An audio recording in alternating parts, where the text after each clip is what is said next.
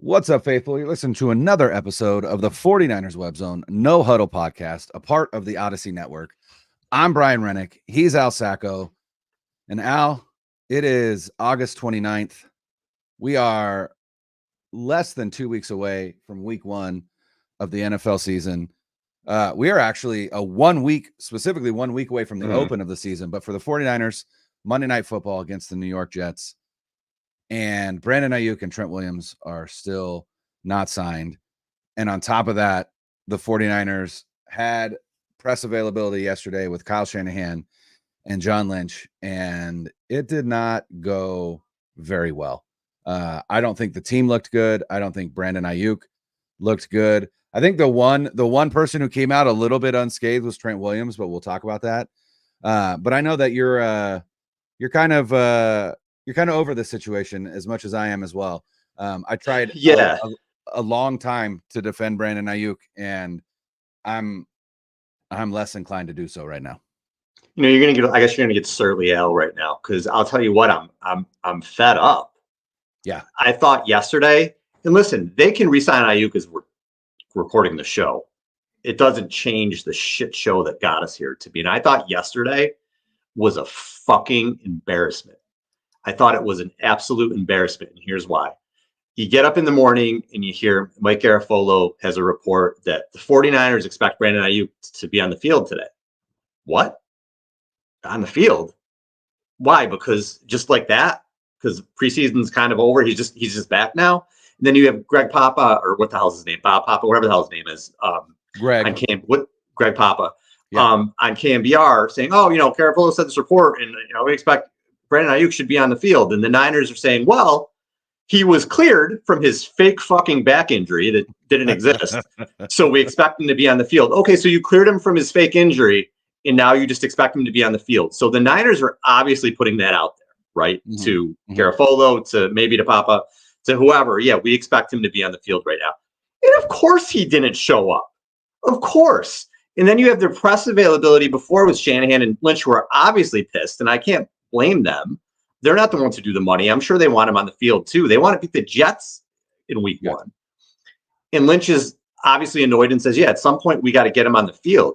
Yeah, absolutely. But now we have yet another offseason with the 49ers, who have a lot of talent, I have an outstanding coaching staff, who are still going to be a very good team. Kyle Shanahan is a tremendous head coach. All that stuff is still true. But what also is true is that every single offseason, there's some kind of contract drama because they can't handle their fucking business.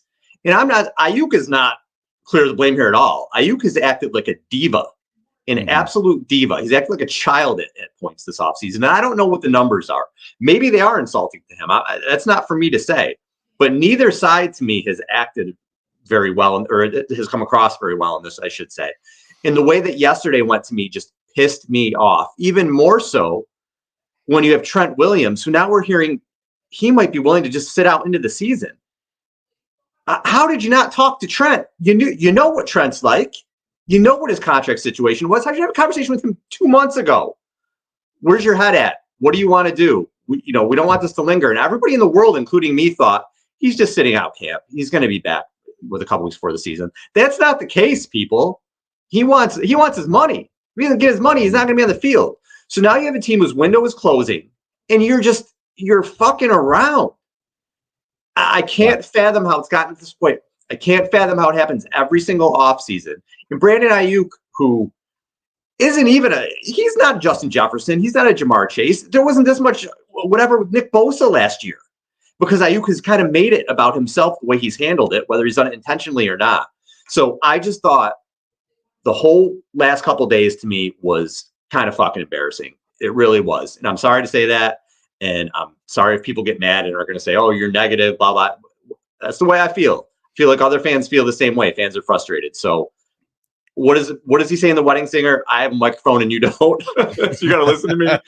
Whatever. If you agree with me, great. If you don't, great. But that's where I am right now. I'm not even as a host and someone who covers this, as a fan, I am frustrated as hell. I'm sick of this shit. Doesn't mean I think we have a bad season. Doesn't mean I don't like Kyle. Kyle's one of the best coaches in the league. None of that. I'm just sick of the way that they handle this contract shit over and over and over and over again. Well, and you know, we've talked about this ad nauseum, and the problem is it hasn't changed. And so this is the story of the 49ers season up to this point, you know, without the regular season having started. But here's the thing, like you look across the league, there's no other teams that are having this issue. There are no other teams that are waiting until almost week 1 to sign their, you know, the extensions for their star players, right? Like here and there. You know, Lamb took a while, Chase, but not constantly every single season. Like it seems like it's happening. Exactly. And you know, Jamar Chase, but here's the thing with Jamar Chase, he plays for the Bengals. Like the Bengals aren't a traditional franchise. They are not the San Francisco 49ers. They are not one of the cornerstone franchises of the NFL. They are not one of the wealthy franchises of the NFL. Every NFL franchise is wealthy, but you know, there are differences in ownerships, you know, and that is a family owned team that has owned that team for ever. And they always had they always seem to have some issues when it comes to long-term extensions, things like that. But here's where I'm frustrated. I am always going to be on the side of a player getting his money. I will always be that. And I've defended Brandon Aiyuk through this process. And I still think Brandon Aiyuk deserves to get paid. Here's what I don't understand. And maybe it's because he doesn't either. I don't know what Brandon Aiyuk wants. I really don't. I have no idea what he wants, because what we do know is that he is not happy with what the 49ers have offered him. But at the same time, he has torpedoed a trade to the Patriots and a trade to the Browns. And he wouldn't torpedo a trade to the Steelers, but the Steelers aren't willing to give the 49ers what they want in return. And so it's almost as if Brandon Aiyuk said, look, I want my money, but I also want to play for a winning franchise. I don't think the Patriots are that right now, which is wild to say with their history. And I don't think the Browns are that. So now I need you to pay me what those franchises would pay me, which are franchises that have to overpay right now because they're not good. Pay me what they would pay me. And it's like, well, yeah, they're willing to pay you that because they can, because they don't have a star-studded roster. They can pay you, the Patriots, they could pay you $32 million. But obviously it's not the money, because if it was, you wouldn't have nixed that trade.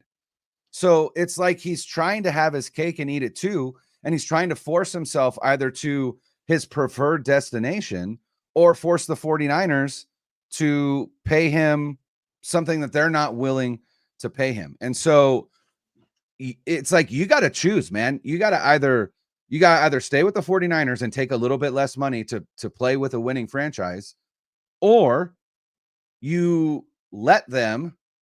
Oh, someone just said, Schefter reporting right now that Brandon Aiyuk is signed. Ian Rappaport. No shit. The 49ers are not trading star wide receiver Brandon Aiyuk. He's staying in SF with a massive extension. Aiyuk is getting a front-loaded 4-year deal worth $120 million. There it is. There it is, as we're recording. There it is, as we're recording. $120 million. Can I tell you that I tweeted out 2 days ago that the 49ers should just put down a contract for Brandon Aiyuk that's worth 4 years, $120 million with $80 million guaranteed, which would get him to 30 years, $30 million a year in APY, and would also get him to fifth on guaranteed money behind Lamb, Jefferson, Brown, and DJ Moore. DJ Moore got $82.5 million from the Bears. And it looks like 4 years, $120 million. Front loaded is interesting. Probably before Purdy's going to kick in, essentially, before his big numbers would be set. Right. So I would imagine that front loaded meaning this year, next year, and maybe even the year after. Because remember, he's under contract on his 5th-year option. So this is a 4-year extension, which I assume means that he's here through the 20, or what would that be? The 2029 season. Yeah, Mhm. 2029 season. So, all right. So I just absolutely tear into them and the extension gets done. So again, Perfect. That's it what was they needed. It's That's fine. what they It's needed. fine. And again, I'm not, it was fucking embarrassing the last 2 days. It is what it is. The whole process again has been to go through this constantly. It's been a pain in the ass. It always happens this way constantly to get to this point. It got there. I'm going to turn the page on it. I said my piece, what I thought. Now let's talk about what this means for the future as we're doing this live. So Brandon Aiyuk is back, $30 million a year. They offered him what initially? 26? I think So I believe the deal at the beginning of the offseason was for 26. Yeah. okay. So second season in a row, the Niners go till almost the start of the season and a player essentially bends them over a barrel. Okay. And Is that the way that we're going to negotiate with the 49ers? Now Trent Williams is doing the same thing. So right. it is what it is. Yeah. I don't know. A lot of emotions for me with it right now. You know, where this is a positive for the team as we look on the football field, Brandon Aiyuk is going into his prime. So when you look at the Yes. numbers that he's had in the past, it goes in line with Devontae Smith, with Jalen Waddle, that it was sort of a 1B, 1A maybe type things in terms of production. He doesn't get the targets the St. Brown does or CeeDee Lamb. He was 36 last year in targets. Last 2 seasons, 78 catches, 1,015 yards, 8 touchdowns. Last year, 75 catches, 1,342 yards, which was 7th in the NFL, and 7 touchdowns. They're paying him, I hope, at $30 million a year, like he's going into his prime. Mike Garafolo, 76 million in guarantees. So 76 in guarantees. Okay, close. yeah. So they're paying him going into his prime like he's going to be a number 1 receiver. I would think this is Debo's last year based on that, unless he really does a huge restructure based on what he's owed in 2025. But they're keeping him here to kind of be part of that core, like we talked about. It was it was a fucking shit show to get here, but they're here. So good. I hope the fans are happy. It's a good thing. Again, it's taken forever to get here. Steve-O says going to need more than 7 TDs. Well, you know what? Let's say this, because again, I just went on a tirade for the first 4 minutes of the show and knocked everybody. So let me say this too. You know what, Steve-O? You're right. Real talk, Brandon Aiyuk. You played every game in the book. You got your money. You got your 30 million. Okay. Now, what I just said, those stats, now I understand you need the targets, and the Niners do have to feed him a little bit more. But if you're making 30 million a year, look at the other guys that are making 30 million a year. Those are some big numbers, some big production. So we're going to need that out of him. And we'll see. Again, I think he's going into his prime. I think he can do it if given the opportunity. We've been saying that. So we'll see where it goes. Yeah. And, when you talk about the touchdowns, I mean, it's tough because it's not, it is a function of this offense, right? Because once they get into the red zone, they're not throwing it very often.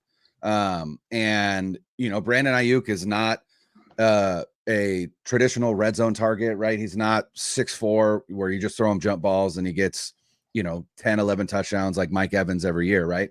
But I think the other thing is, and we've talked about this, I sense an evolution in this offense, and I think for Kyle Shanahan, he has, I hope, recognized that for all of the success that he has had as the 49ers head coach and the 49ers offensive play caller, very successful offenses, largely rooted in a lethal ground attack. And it's gotten him to the Super Bowl. It hasn't gotten him a Super Bowl trophy. And when they released the initial 53-man roster on Tuesday, one of the things that we talked about, one of the biggest surprises, was that they only kept 2 tight ends, right? They kept George Kittle and they kept Jake Tonges. Since then, they have re-signed Eric Saubert, added him to the 53-man because they I don't know the corresponding move for that, because when it was reported I believe Matt Barrow said through roster gymnastics. I don't know what that means, because they also added back Rocky Sin, and they also added back an offensive lineman, and I will get there in a second. But they did that because they put Feliciano and Avery Thomas on IR, which gave them 2 spots. They were able to add add those players. But this is the first year that Kyle Shanahan has not kept 4 tight ends. It's the first time that he hasn't kept 4 tight ends on the 53-man roster.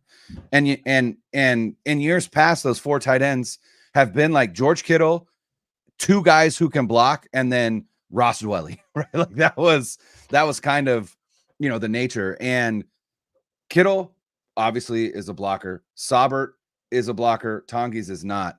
I think we're going to start seeing some more like 11 personnel. I think we're going to see some more throwing. He's got a quarterback now that he can trust. They're paying $30 million a year to one wide receiver. They're paying $26 million a year to another wide receiver, though he's probably not going to be here moving forward. They just drafted 2 wide receivers in this draft. I feel like they're telegraphing a little bit with what their intention is as an offense, is to take a step forward as a more pass happy offense, because even with Christian McCaffrey, you can take that step forward because you can use him as a weapon in the passing game as well. So I think obviously Brandon Aiyuk, his year last year, 2nd team All Pro, one of the most efficient receiving seasons in history, right? He had, I believe it was like 17.9. I think it was 17.9 yards per reception. Like that's wild, right? And so, you look at someone like Amon-Ra St. Brown, right? And you look at their numbers. Brandon Aiyuk had 75 receptions. Amon-Ra St. Brown had 122.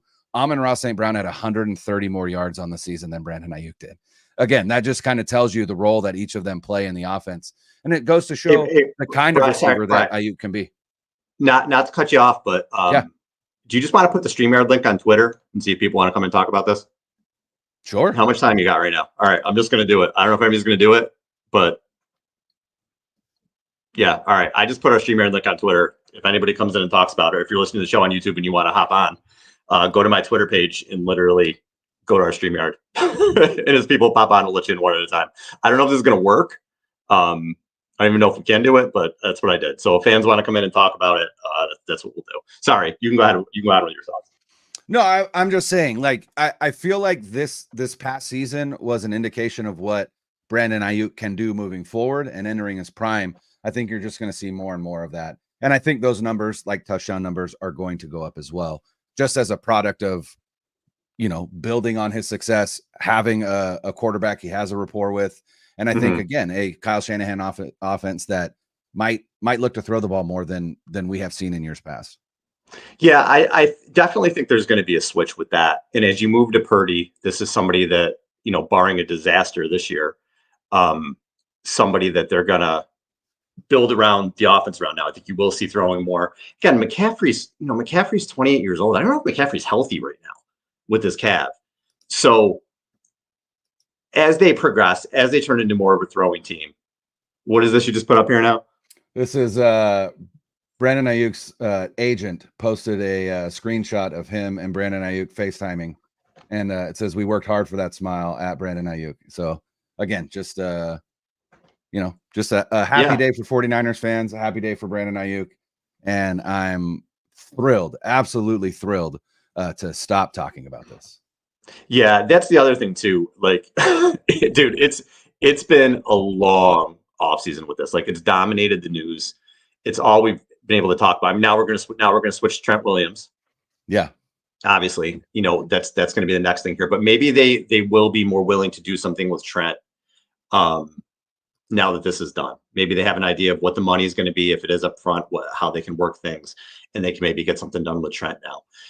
It's Jets week, basically. They had to start preparing for them. You saw, like I said earlier, how pissed off Lynch was, Shanahan. They seemed like they were frustrated. And what's crazy about this too, in terms of like, nobody knew what the hell was going on here. If you looked at all the reports and everything from today, even from the guys who are just really like in the know, Mayoko and all these other guys, they were like, yeah, this looks pretty dire right now.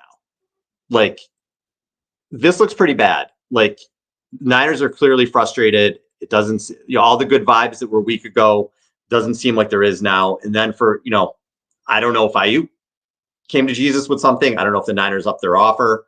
I don't know, but we're here, and I'm just like you said, I'm just glad to get over it. All right, we got somebody who wants to come in, so this is. Real quick, I do want to shout out my guy Marco Martinez. You and I were talking about Marco earlier, right before we started recording. An hour ago, Marco tweeted out, 49ers fans are going to have a great weekend. Y'all can relax and enjoy the 3-day weekend. Bring out the number 11 jerseys. Make sure they're clean because we got our number 1 wide receiver back. And here we are. Good for him. Shout out to Marco.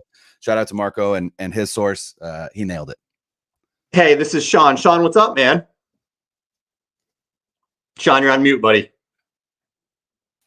Sorry, gentlemen. Yeah, I mean, my headline says it all, man. I was pouting this whole last week, like I don't want to hear any Niners news, but now here we are. I'm excited. Now we just need to get Trent back in the fold. Yeah. So where is your head with this? Are you relieved and excited? Are you a little I want to hear what the fans think. Are you still a little annoyed? I'm over it. I thought I was still going to be annoyed, but I'm over it. Amazing how quick that happens, huh?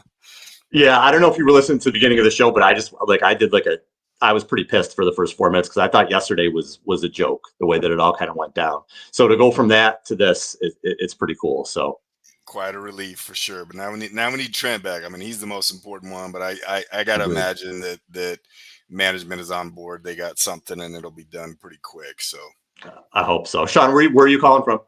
Henderson, Nevada, Bay Area native, born and raised in San Leandro, but out in Henderson now. Cool. Awesome. Nice. All right. Well, hey, man, we appreciate the call. We appreciate you coming on the show. Thanks, guys. Thanks, Sean. Thanks, man. All right. I'm glad Sean called in. Yeah. Here's and one of the things that I wanted to bring up as we were talking about Aiyuk and Williams, right? The tone that John Lynch talked about Brandon Aiyuk versus the tone that John Lynch talked about Trent Williams was interesting to me, right? Like the Brandon Aiyuk quote that stuck out to me was, at some point you've got to play, right? I mean, it's on the little, I lost the word that I'm looking for. But it's a big day, Brian. You can lose words. I know. It's an exciting day. But anyway, not anywhere near as, I don't want to say disdain, but that's kind of what it felt like, right? Like it felt like Kyle Shanahan and John Lynch yesterday were like, I'm so over this situation with Brandon Aiyuk, which, by the way, right now we've got just on YouTube 11 live viewers. So hey, synergy. Brandon Aiyuk signs. We've got 11 live viewers. I love it.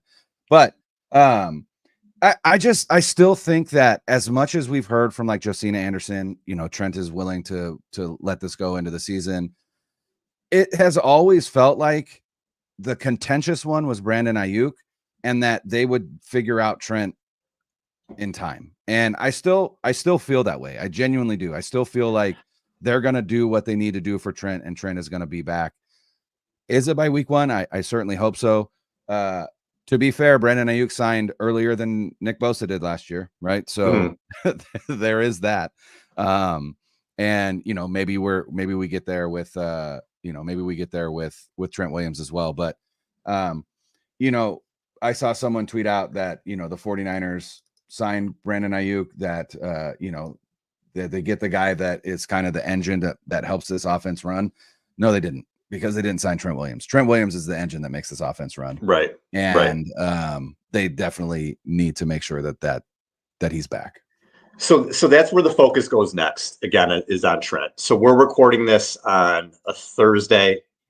The Niners are playing a week from Monday.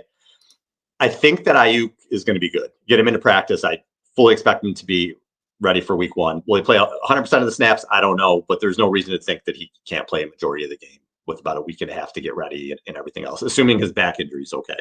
You think his back injury is okay, Brian? He's probably. I think that's part of why it took so long, is they didn't know if his back injury was going to be okay. That crazy back. Now that he's cleared, what I think is so funny about that is they had every opportunity to find Brandon Aiyuk from the moment that he started holding in, right? Because he wasn't practicing. He was holding in, he wasn't practicing. They could find him if they wanted to. And then it became like, now we're practicing. It's not training camp. Now it's the regular season and he's not practicing. And we have to be able to be like, hey, we're going to find you. And so they had to give an excuse for why they hadn't done it previously. So it was, hey, this phantom back injury, right? This is why we didn't find him before, but now he's cleared. And if he doesn't practice now we're going to start finding him. It was just like a CYA throwaway thing, but it was just funny because it's like, no one believes you. No one believes that he had an injury. No one believes that he wasn't cleared. No one believes you. Just get this contract done.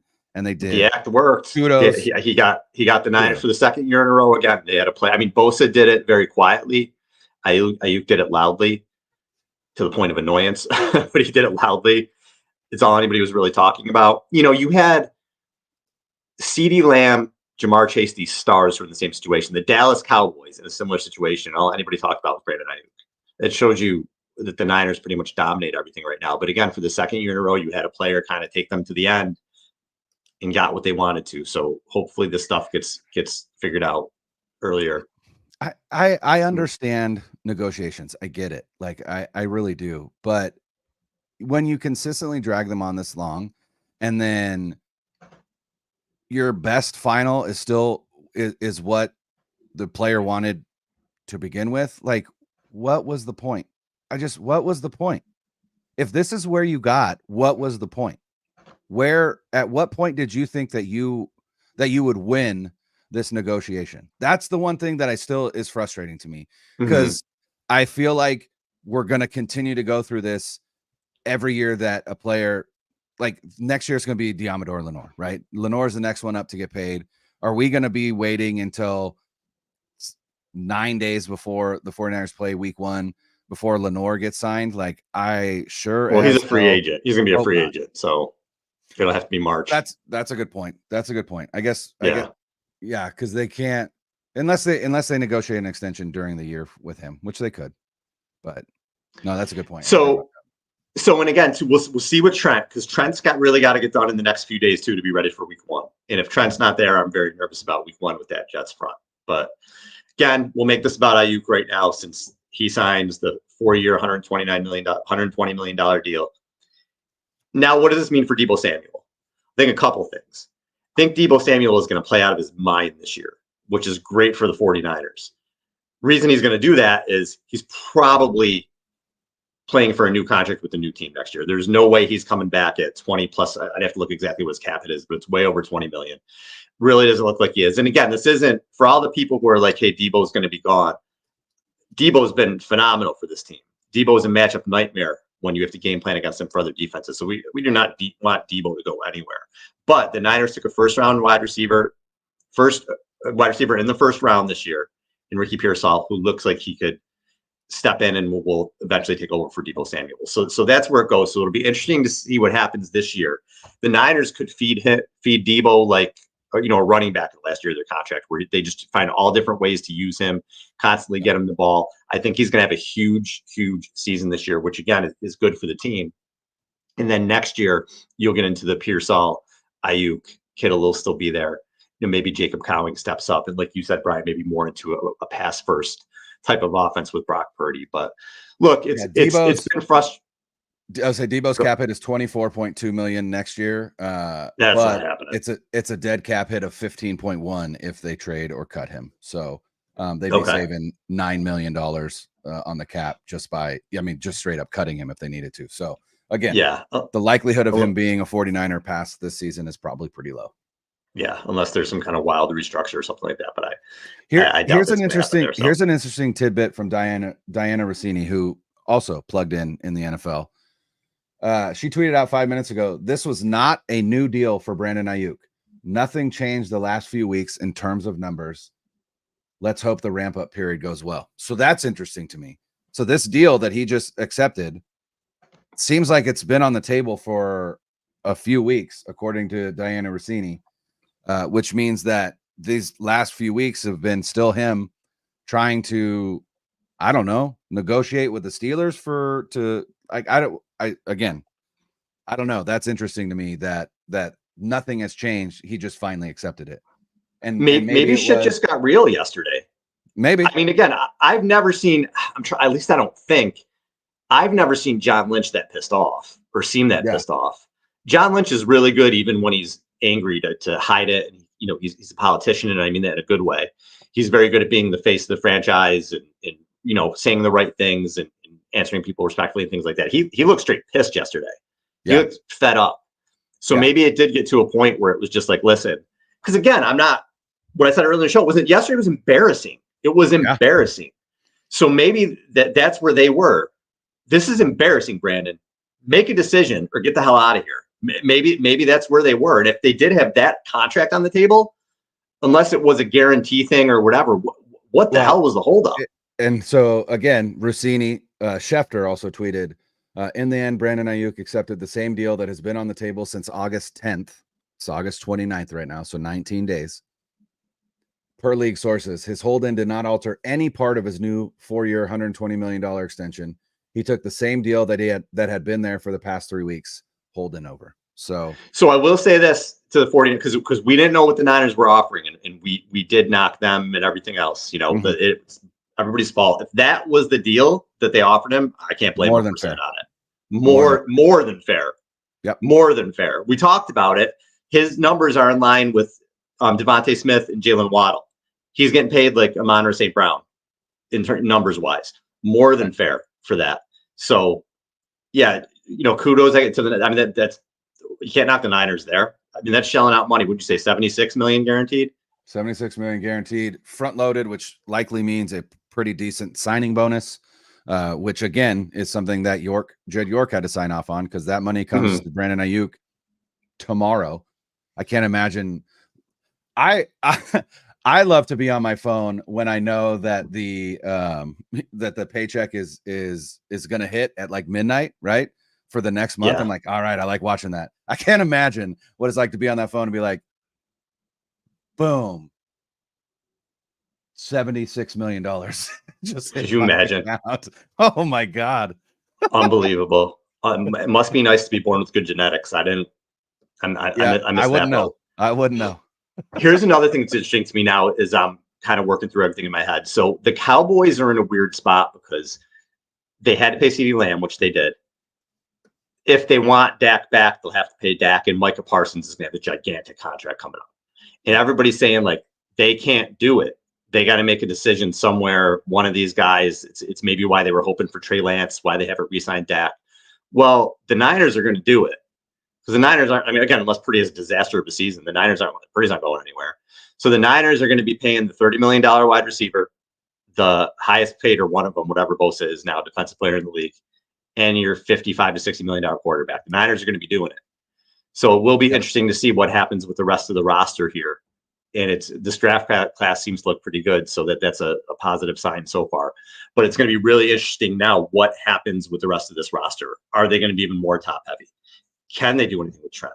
Are they going to start making decisions in other places? We said it looks like Debo, but now Greenlaw and Hufanga, I mean, those guys probably aren't coming back. Probably not coming back. We'll see what happens with the two corners. I always thought it was going to be one of them.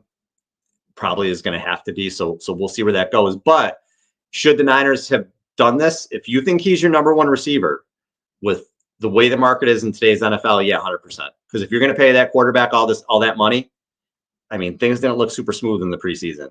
So I think you're going to want that receiver out there. It looked damn awful. So, yeah.